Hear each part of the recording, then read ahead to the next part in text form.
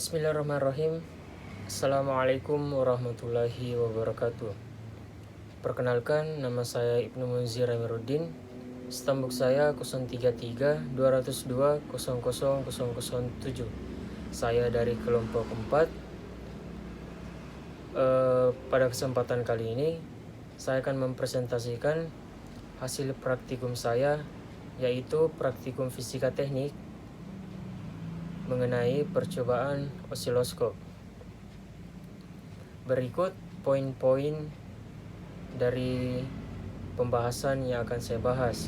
Yang pertama itu pengertian dan fungsi osiloskop. Yang kedua, jenis-jenis osiloskop. Yang ketiga, prinsip kerja osiloskop. Yang keempat, bagian-bagian osiloskop. Yang kelima, cara penggunaan osiloskop. Dan yang terakhir, karakteristik pengukuran osiloskop. Pertama-tama kita akan membahas pengertian dan fungsi osiloskop. Pengertian osiloskop merupakan alat ukur elektronika yang fungsinya memproyeksikan bentuk sinyal listrik agar dapat dilihat dan dipelajari. Carl Ferdinand Braun adalah seorang fisika Jerman dan beliau dilahirkan di Fulda pada tanggal 6 Juni 1850 dan meninggal dunia di New York pada tanggal 20 April 1918 pada umur 68 tahun. Beliau belajar di Universitas Marburg dan menerima gelar di Universitas Berlin pada tahun 1872 dan menjadi direktur di lembaga fisika dan profesor fisika di Strasbourg. Kemudian pada tahun 1897 beliau membuat osiloskop tabung sinar katoda pertama. Fungsi osiloskop. Secara umum, osiloskop berfungsi untuk menganalisa besaran yang berubah-ubah terhadap waktu yang ditampilkan pada sebuah layar untuk melihat bentuk sinyal yang sedang diamati. Dengan osiloskop, maka dapat mengetahui berapa frekuensi, periode, dan tegangan dari sinyal. Kemudian ada beberapa kegunaan osiloskop. Di antaranya adalah yang pertama, mengukur besar tegangan listrik dan hubungannya terhadap waktu. Yang kedua, mengukur sinyal yang berisolasi. Yang ketiga, mengecek jalannya suatu sinyal pada sebuah rangkaian listrik. Yang keempat, membedakan arus AC dengan arus DC dan sebuah komponen elektronika. Dan yang terakhir itu, mengetahui noise dalam rangkaian elektronika. Selanjutnya, jenis-jenis osiloskop. Osiloskop memiliki dua jenis. Yang pertama itu osiloskop analog dan yang kedua itu osiloskop digital. Pertama, osiloskop analog. Osiloskop analog adalah osiloskop yang memanfaatkan tegangan yang diukur untuk menggerakkan berkas elektron dalam tabung CRT sesuai dengan bentuk gambaran yang diukur. Jenis osiloskop analog biasa disebut juga dengan osiloskop tabung kaca. Osiloskop jenis ini memiliki respon yang lebih cepat daripada osiloskop digital.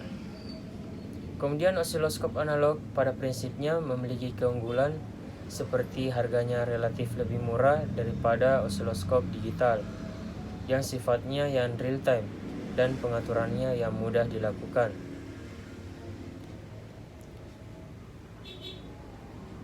Yang kedua, osiloskop digital. Osiloskop digital mencuplikan bentuk gelombang yang diukur dengan menggunakan ADC atau analog to digital converter untuk mengubah besaran tegangan yang dicuplik menjadi besaran digital, dan jenis osiloskop digital biasa disebut dengan osiloskop LCD. Jika dalam osiloskop analog, gelombang yang akan ditampilkan langsung diberikan ke rangkaian vertikal sehingga berkesan diambil begitu saja atau real time.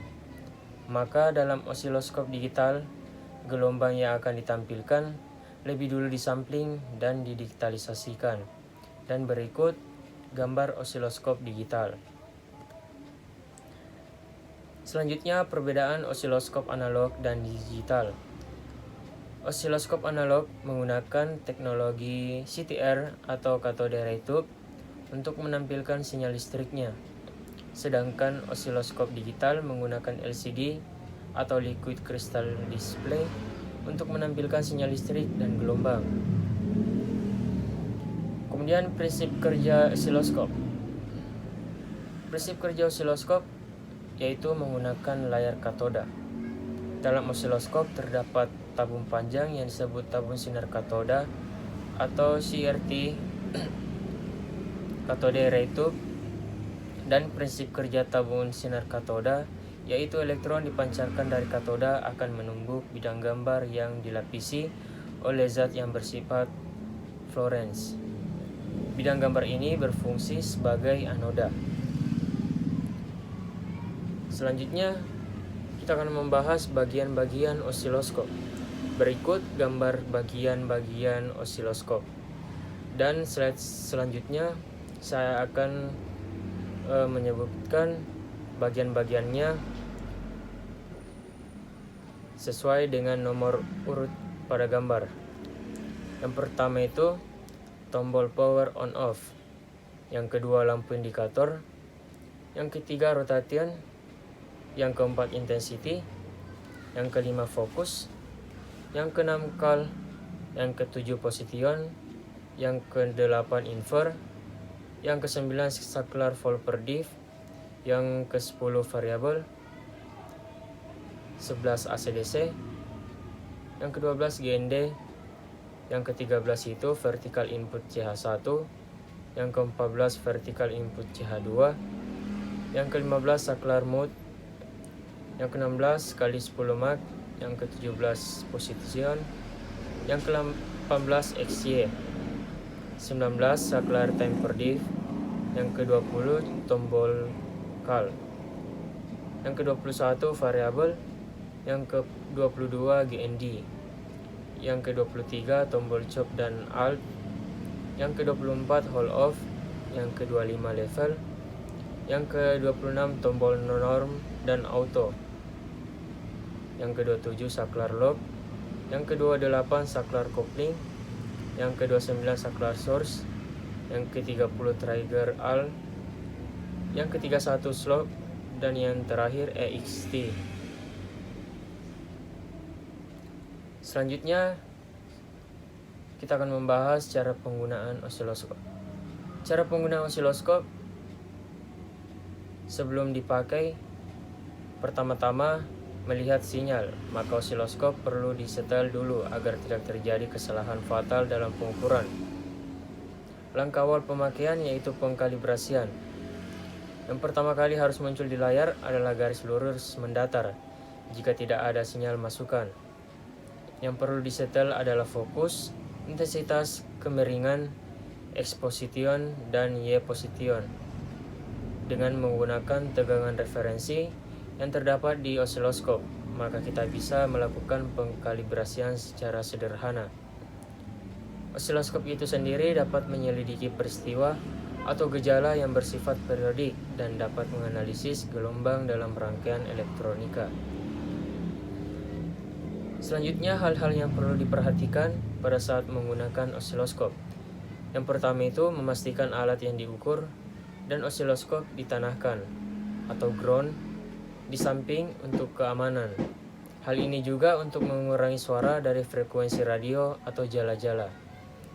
Yang kedua, memastikan probe dalam keadaan baik. Yang ketiga, kalibrasi tampilan bisa dilakukan dengan panel kontrol yang ada di osiloskop.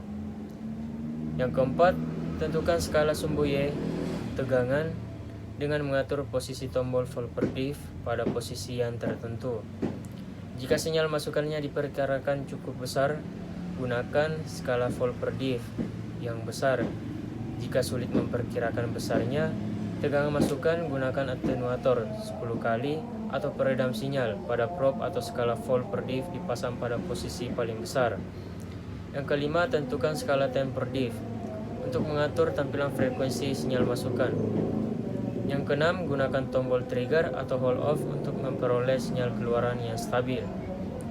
Yang kedua, gunakan tombol pengatur fokus jika gambarnya kurang fokus. Dan yang terakhir, gunakan tombol pengatur intensitas jika gambarnya sangat kurang terang. Selanjutnya kita akan membahas karakteristik pengukuran osiloskop. Karakteristik ini memiliki atau terdiri dari dua. Yang pertama itu berbasis waktu dan yang kedua berbasis tegangan. Pertama, karakteristik berbasis waktu terdiri dari tiga. Yang pertama itu frekuensi dan periode. Yang kedua siklus kerja atau duty cycle. Dan yang ketiga rise dan fall time. Pertama-tama kita akan menjelaskan frekuensi dan periode. Frekuensi adalah jumlah getaran yang dihasilkan selama 1 detik yang dinyatakan dengan Hertz. Sedangkan periode adalah kebalikan dari frekuensi, yaitu waktu yang dibutuhkan buat menempuh 1 kali getaran, yang biasanya dilambangkan dengan T dengan satuan detik. Kemudian siklus kerja adalah perbandingan waktu saat sinyal mencapai kondisi on dan saat mencapai kondisi off dalam satu periode sinyal. Yang terakhir, rise dan fall time. Rise time adalah waktu perubahan sinyal atau durasi dari sinyal rendah ke sinyal yang lebih tinggi, misalnya dari 0 volt ke 10 volt. Sedangkan fall time adalah waktu perubahan sinyal atau durasi dari sinyal tinggi ke sinyal yang lebih rendah, misalnya dari 10 volt ke 0 volt. Kemudian karakteristik berbasis tegangan. Karakter ini terdiri dari tiga juga.